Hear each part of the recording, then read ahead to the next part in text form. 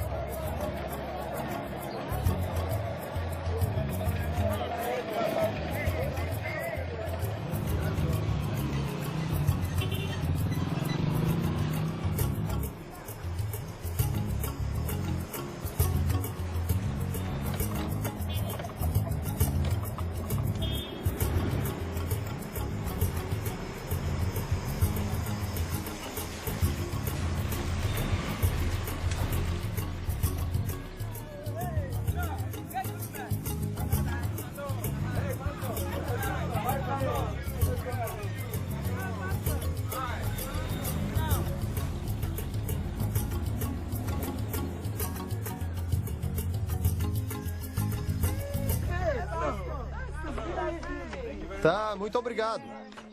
Olá, crianças, como vocês estão? O Natal para a família Ekechuku sempre foi uma época de celebração. Celebração do nascimento de Cristo e do amor dos amigos e da família. Oi, pai. Oi. Trouxe um bode pro senhor. Mas desta vez, tudo foi diferente. Aparentemente, tudo parecia bem. Mas por dentro, Daniel estava fervendo de raiva e intolerância. Ele havia brigado com a esposa recentemente e ainda nutria um profundo ressentimento. Tive uma briga com minha esposa na terça-feira. E pus a culpa nela da pequena briga que tivemos. Na noite de terça-feira, ela bateu na minha porta e eu não quis abrir para ela. Então, na manhã de sexta-feira, ela tornou a bater na minha porta. Não abri. Na sexta de manhã, ela acordou e eu saí. Ela me deu bom dia, eu não respondi, não falei com ela. Fiquei quieto e saí na sexta de manhã. Ela me ofendeu, fez uma coisa errada, e eu fiquei zangado e irritado com ela. A raiva de Daniel o cegou tanto que ele nem viu o filho naquele dia. Mamãe! Sim, meu filho. Onde está o papai? Ele foi levar o bode pro vovô em Oweri. Quando o papai vai voltar? Logo, filho, vá brincar.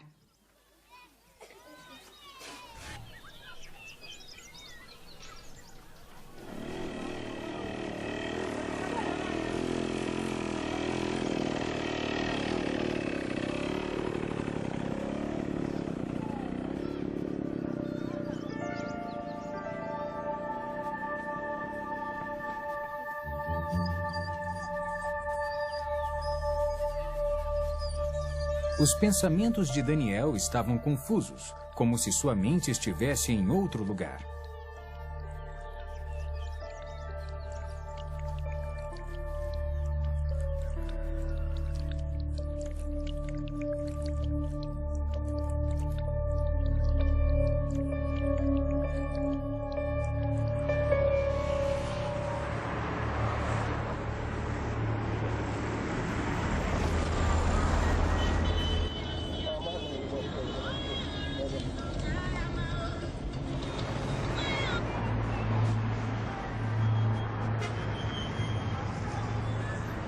Conforme o sol começava a sumir, Daniel começou a correr, querendo chegar em casa. Ele ainda estava muito zangado.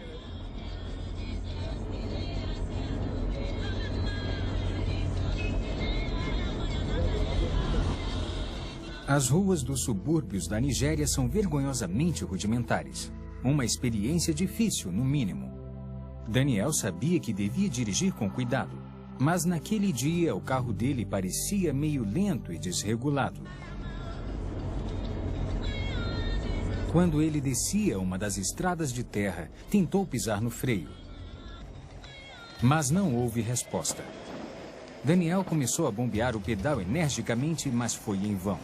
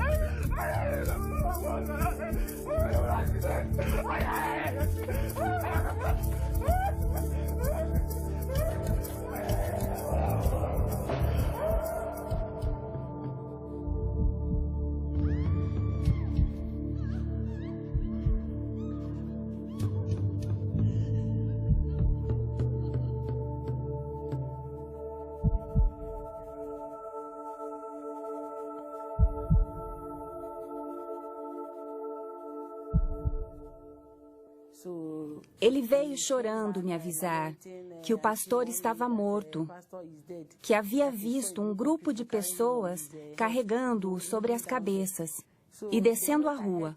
No instante em que ouvi seus gritos e ouvi que o pastor estava morto, eu soube que era meu marido. Por isso, comecei a correr na direção do local que havia ocorrido o acidente. Quando Neca chegou ao local do acidente, ela soube que Daniel ainda estava vivo, mas em estado muito grave. Curiosos o haviam levado para o hospital local, onde Neca o achou. Após ter sido levado para a UTI do Hospital Boronino, Daniel se recusou a ser tratado. Em vez disso, insistiu para que fosse levado até o médico da família na saída de O'Wary. Preciso ver o Dr. Miserec. É o médico da família em O'Wary. Médico da família? Eu não entendo. É o que meu marido quer, doutor. O cirurgião do hospital disse à esposa de Daniel em termos bem claros que ele não estava em condições para viajar devido à extensão dos ferimentos. Senhora, ele não está bem. Está confuso agora. Ele precisa ficar aqui. E não está em condições de decidir o que é melhor para ele. Por isso... Mas apesar dos apelos do cirurgião, Neca foi firme. É o que o meu marido quer. Se ele for agora, receio que ele possa morrer. E não posso impedir isso. Eles nos liberaram naquela noite. Me mandaram assinar e disseram que a responsabilidade era minha. Então assinei. Assim, nós o levamos para o médico particular de O'Wary. No caminho, ele me chamou e disse que eu devia cuidar da igreja, do ministério e das crianças. Cuide das crianças e do ministério. Não tente falar. Construí uma casa para você. Por favor, não fale. Alguns são chamados mais cedo e vão embora. Quando a ambulância que me levou do hospital com minha esposa estava em alta velocidade para me levar para um hospital melhor, então, de repente, eu tive algumas sensações. Olhei para cima e vi 2 anjos. Quando Daniel viu os 2 anjos, ele quis que sua esposa soubesse. Mas o anjo fez sinal para que ele ficasse em silêncio. Na mesma hora, o poder da fala de Daniel foi arrancado dele. Neca começou a chorar, temendo que Daniel morresse. Os anjos seguraram Daniel pelos ombros e o ergueram para fora da ambulância.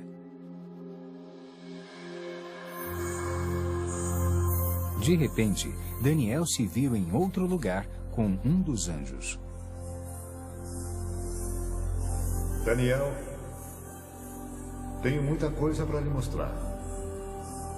Quando olhou, Daniel viu um lugar com uma multidão de pessoas reunidas. E a aparência era a mesma que os anjos. A cor delas era de um branco puro e seus corpos pareciam brilhar de radiação. Devido à aparência semelhante, Daniel achou que estava vendo uma reunião de anjos.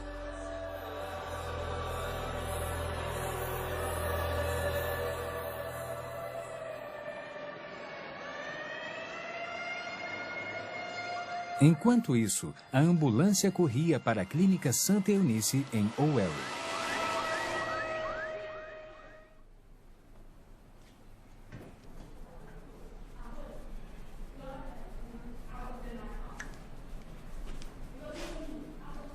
Neca e um amigo da família esperavam com muita ansiedade enquanto o Dr. José Anebunua examinava o paciente.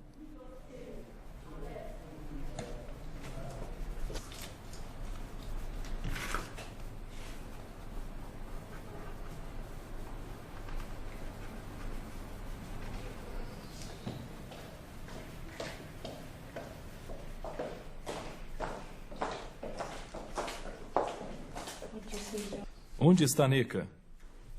Ah, eu sinto muito. Sinto muito. Não havia mais nada a fazer. Sinto muito. Este é o atestado de óbito. Entregue ao agente funerário. Ele cuidará de vocês. Sinto muito.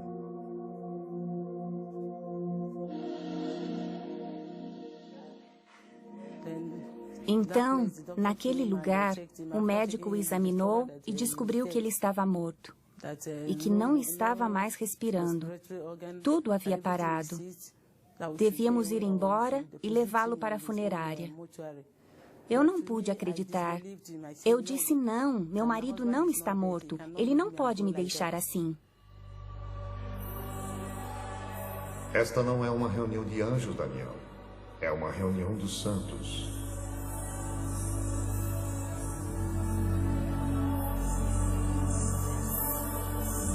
As diferenças entre os santos e os anjos são sutis. A cor deles é um branco puro, brilhante da cabeça até os pés. Mas a diferença é que os anjos têm asas, enquanto os santos não.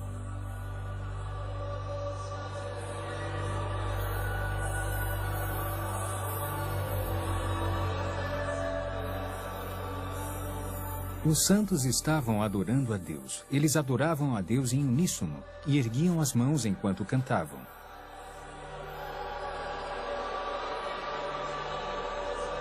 Daniel ouviu o som de muitos instrumentos e não era igual a nada que tivesse ouvido antes. Ele desejou se juntar àquelas pessoas e seguiu em direção a elas, mas o anjo o impediu. Daniel, não vá. Tenho muito para lhe mostrar. Pegue esta pasta e registre tudo o que viu. A multidão que Daniel viu estava olhando para a luz que brilhava como o sol. Era a fonte de toda a luz que havia lá. Era uma luz bem compacta, descendo lá de cima. Agora, estavam todos olhando para aquela luz como se estivessem vendo alguma coisa lá, mas eu não conseguia olhar para aquela luz. Eu não podia olhar para aquela luz porque era muito perigosa para os meus olhos. Por isso tentei me esquivar para olhar para o que eles estavam olhando, mas não consegui ver. Funerária de Owerri, 30 de novembro de 2001. O corpo de Daniel foi levado para a funerária onde Burlington Manio, o agente funerário local, providenciou o enterro. Então vamos começar a embalsamar. Vou precisar de 1000 niras. Depois me traga as luvas, a roupa dele e então prepare um caixão. E me dê 2 dias de intervalo antes de vir buscar. Está tudo bem para você? Era o dia 30 de novembro de 2001.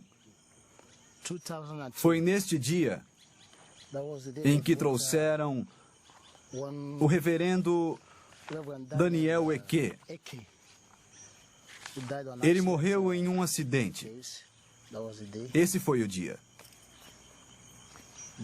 Trazido pelo pai, Sr. Lawrence Eke Ibua.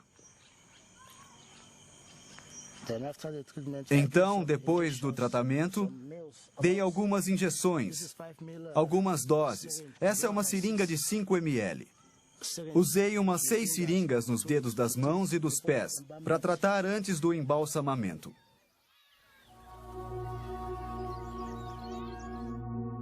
O dia 30 de novembro de 2001 foi uma data que ficou marcada para sempre no coração e mente de Neca Ekechukwu.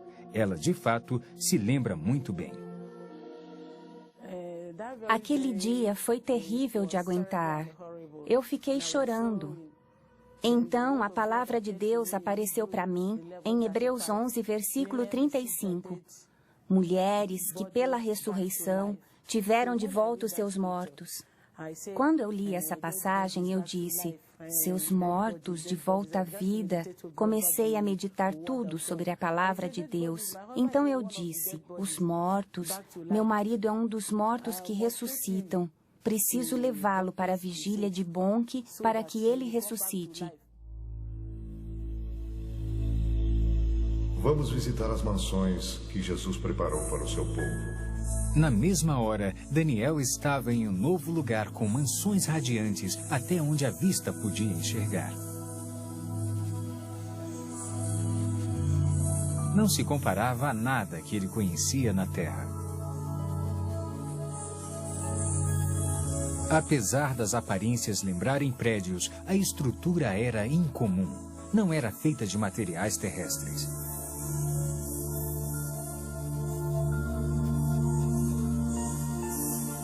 Elas pareciam estar vivas, se movendo. Daniel, Jesus terminou seu trabalho. As mansões estão prontas, mas os santos não estão prontos. Havia um som de linda cantoria e adoração, e parecia vir de toda parte.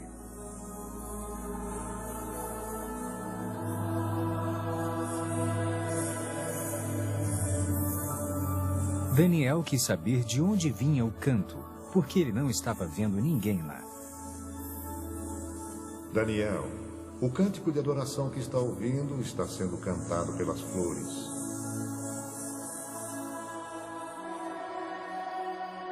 Quando olhou, Daniel viu as flores balançando em resposta à música. Parecia de fato que estavam batendo palmas, gritando e louvando a Deus.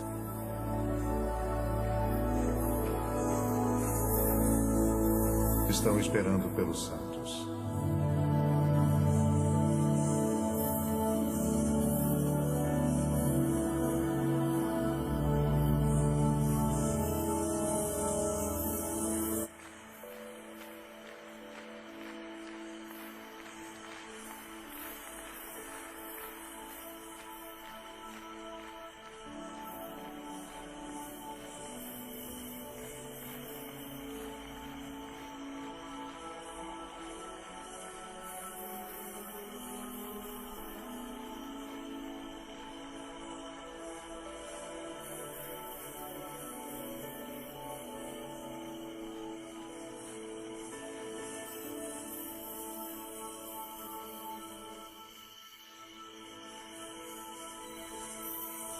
Tudo isso foi em torno de meia-noite, quando eu saí.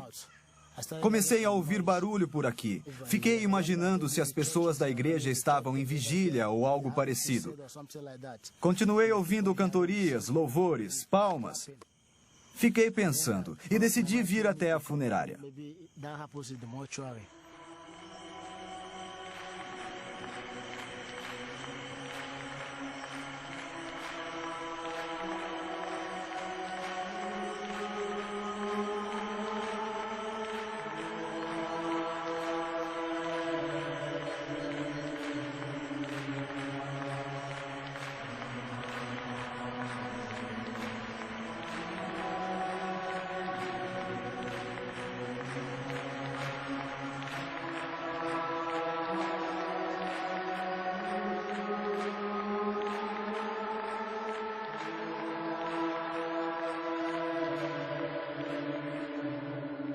Agora, vamos visitar o inferno.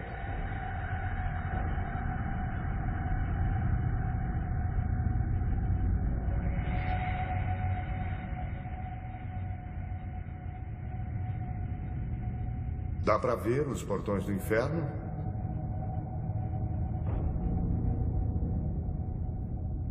O anjo ergueu a mão e, conforme ela desceu, os portões abriram com um grande barulho.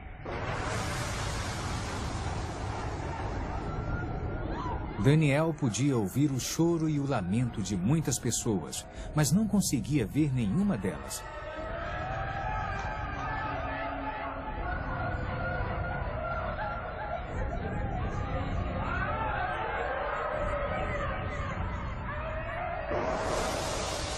Então uma luz brilhou do corpo do anjo para a escuridão, para que Daniel pudesse ver com mais clareza.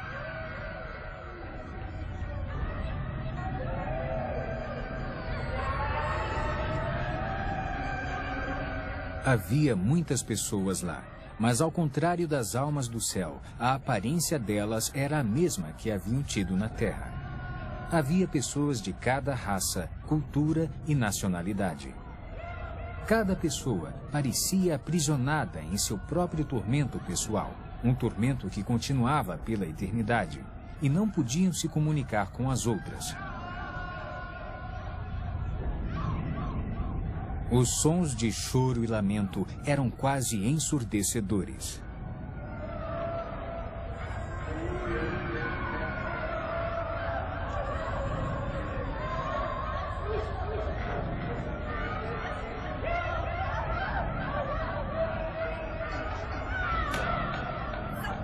De repente, todos pareceram notar a presença de Daniel e começaram a gritar-lhe pedindo ajuda. E chamavam apenas por Daniel, como se não pudessem ver o anjo.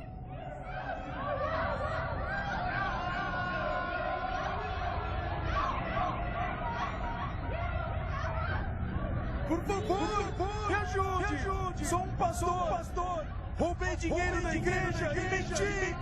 Me ajude, por favor! Estou pronto para me arrepender! Me ajude!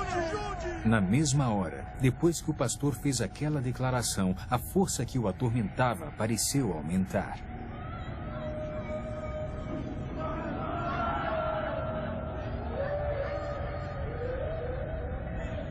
As pessoas tinham carne, mas não sangue, e quase pareciam estar pegando fogo, embora nenhuma chama pudesse ser vista.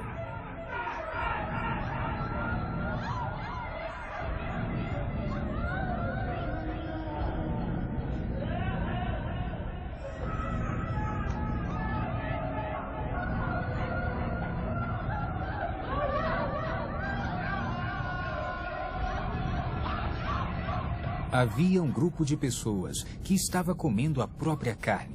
Elas vomitavam o que comiam e a carne crescia de volta. Isso continuava em um ciclo interminável de tormento.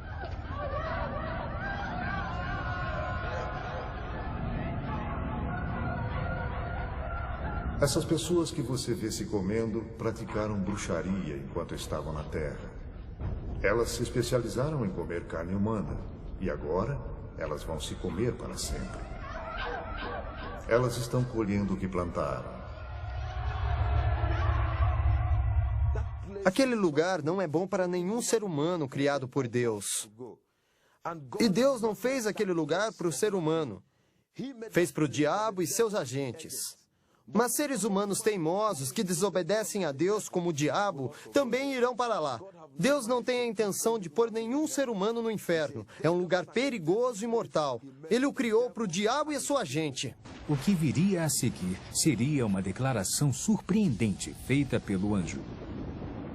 Daniel nunca imaginou em sua vida que ele ouviria o julgamento. Daniel, se o livro de sua vida fosse fechado hoje, isto lhe caberia? Não! Eu sou um pastor! Sou um filho de Deus, eu nasci de novo! Eu prego por todo esse país! O país que eu... Não pode ser! Não pode ser! Chega! A caminho do primeiro hospital, você pediu a Deus que o perdoasse, mas não quis perdoar sua esposa, e seus pecados não foram perdoados. Trata-se de colher o que plantou. Não pode semear intolerância para com sua esposa e colher o perdão junto a Deus.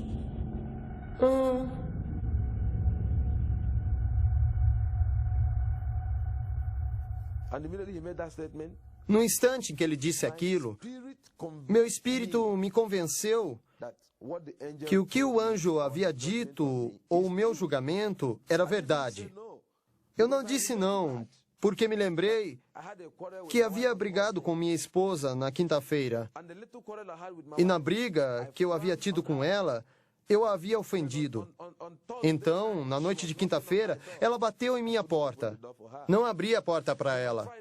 Então, na sexta-feira de manhã, ela bateu de novo em minha porta.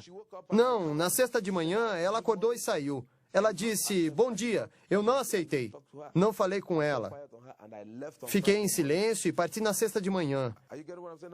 Entende o que eu fiz? Porque minha esposa me provocou. Ela me ofendeu, ela fez uma coisa errada e eu fiquei com raiva dela. Fiquei irritado. E não aceitei a sua saudação. Parti na sexta-feira.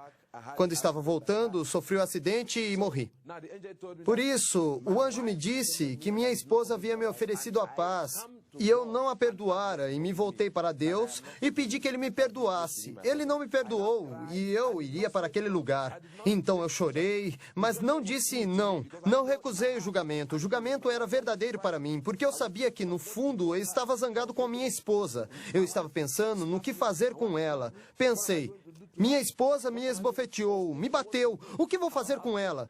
Fiquei pensando no que eu iria fazer. Por isso, no fundo, eu estava irritado e acredito que Deus estava julgando meu coração. Ele disse que eu não havia perdoado minha esposa e não estava perdoado. Fiquei chorando, chorando e gritando sem parar. Só dizia, viu como destruía minha alma? Enquanto eu gritava e chorava, eu tive medo, as lágrimas cobriram meu rosto. Entrei em pânico porque aquele lugar não é bom para ninguém. E o modo como estavam as coisas, se Deus quisesse mesmo me mandar para o inferno, nada o impediria. Enquanto nós discutíamos, um grupo de pessoas, milhares de pessoas estavam sendo mandadas para o inferno.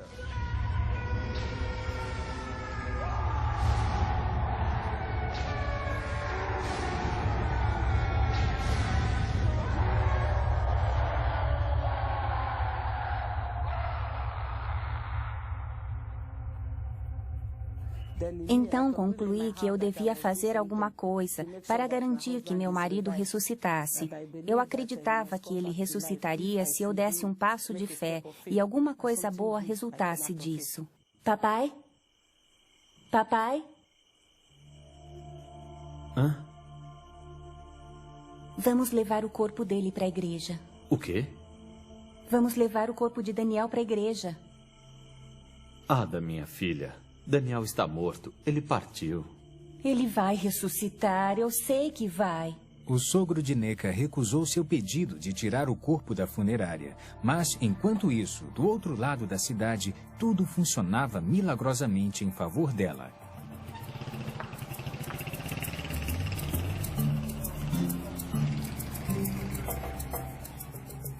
Entre 5:30 e 6 horas, saí de casa para o endereço do pai. E quando perguntei pelo senhor, o senhor Lawrence Eke Boa, então eles me levaram até ele e eu pedi que tirassem o corpo que haviam levado para a minha funerária. Mas eles alegaram que o reverendo havia morrido em um acidente e que estava sangrando muito. Então eu pedi que levassem o corpo. Eu vi alguns sinais. Não sei o que há de errado com o corpo. Eu não quero que me assombre, porque esse trabalho é entediante, é perigoso.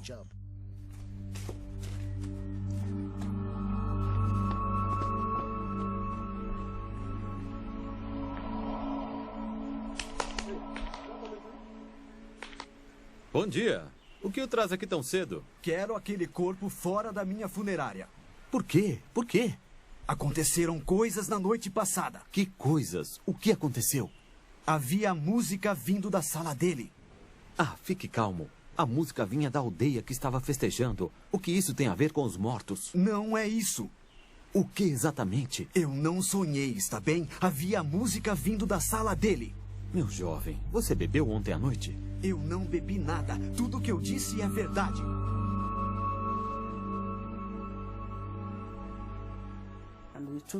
Então, nós o tiramos da funerária, o vestimos e o colocamos dentro do caixão. Depois saímos de Owerri e seguimos para Onisha. Entraram na gloriosa catedral, Missão da Graça de Deus, onde nosso reverendo Bonk fazia uma vigília. Eles disseram, vamos pedir a Bonk que ore por ele para que ele se levante de novo. Eu comecei a rir. Eu disse, está bem, me dê o dinheiro. Ela foi buscar o dinheiro e zerei a conta. Então vestimos o corpo e pedi que meu assistente me ajudasse. Contrataram uma ambulância. Eles pegaram o caixão branco dentro da sala e eu disse, está bem, eu vou com vocês, quero testemunhar. Talvez seja o poder de Deus ou o que for, eu saberei. Quando chegamos com a sirene, houve muita tensão. O pessoal da segurança queria uma autorização do governo local ou do governo federal que estava com Bonk. Achavam que éramos pessoas ruins, queriam matar Bonk, como na outra vez. Me empurraram para todo lado. Resisti aos empurrões e àquela tortura. Me insultaram e xingaram de tudo que foi nome, mas cederam na hora em que disse que ele estava morto, que era um homem de Deus, que as pessoas não deviam me matar, que ele havia sofrido um acidente e morrera, e que deviam nos deixar levá-lo para dentro para que Bonk pudesse orar por ele, e que eu acreditava que ele iria voltar à vida. Os seguranças não deixaram que entrassem no local, achando que podiam ter uma bomba no caixão. O cortejo foi conduzido para um local atrás da igreja. Daniel foi retirado do caixão e colocado sobre uma mesa. As pessoas começaram a orar por ele, pedindo a ressurreição. Então o anjo disse que ia me mandar de volta ao mundo para divertir esta geração, porque seria o último aviso para ela.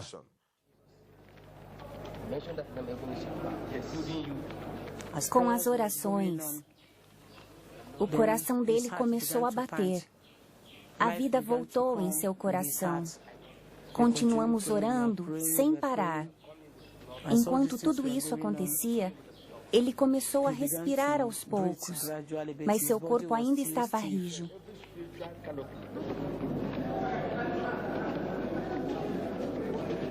Eu me vi sendo segurado por muitas pessoas. Eu estava despido, só estava de calças. Tiraram a minha veste. Eu vi uma multidão, mais de 20.000 pessoas. Olhei para a esquerda e para a direita. As pessoas gritavam, choravam, algumas louvavam a Deus.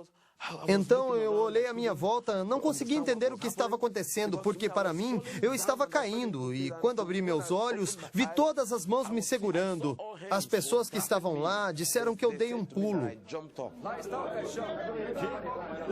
Mas já faz 3 dias que ele está aqui na funerária. É mesmo, 3 dias aqui neste caixão. Não dá para acreditar. Uma coisa dessas.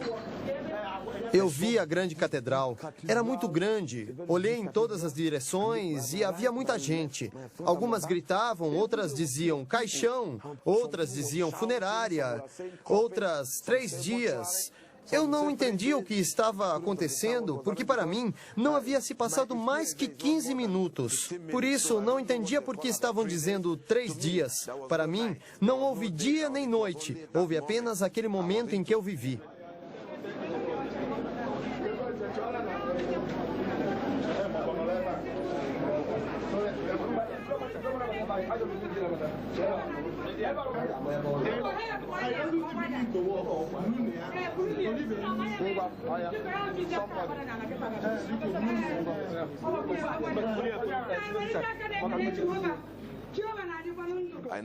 Então, perguntei à minha esposa o que estava acontecendo. Ela me pediu para ficar quieto até chegarmos em casa. Eles me trouxeram para casa, este lugar com minha esposa. Quando entrei no quarto, era 2 de dezembro. Perguntei à minha esposa o que estava acontecendo. Por que falaram do caixão, 3 dias e funerária? O que estava acontecendo? Então, minha esposa começou a olhar o meu corpo e onde haviam ejetado as drogas. Ela então me perguntou se eu sabia que eu morri. E este é o atestado de óbito. E quando eu saí da ambulância, eles foram ao hospital, onde o médico confirmou que eu havia morrido e que haviam usado o equipamento para verificar, como podem ver, verificaram o batimento cardíaco, tudo, pupilas. E de acordo com o médico, e após verificar tudo, ele confirmou que eu estava totalmente morto. Ele entregou a eles o atestado para que me levassem. Aqui diz, levar para a funerária. Relatos como esse